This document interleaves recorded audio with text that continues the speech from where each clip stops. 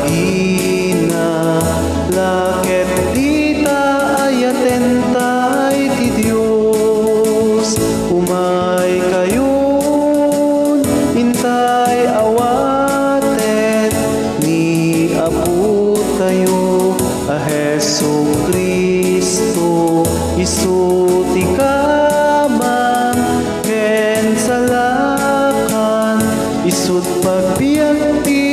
kararwa tayo, kapyarag sa ti inted na iti tao managayat, pagaryan na matagikwa,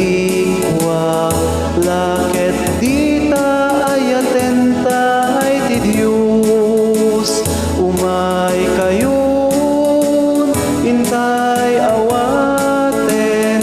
ni Apo tayo, a Hesu Kristo, isu ti kamang, ken salakan, isut pagbiag ti kararwa tayo,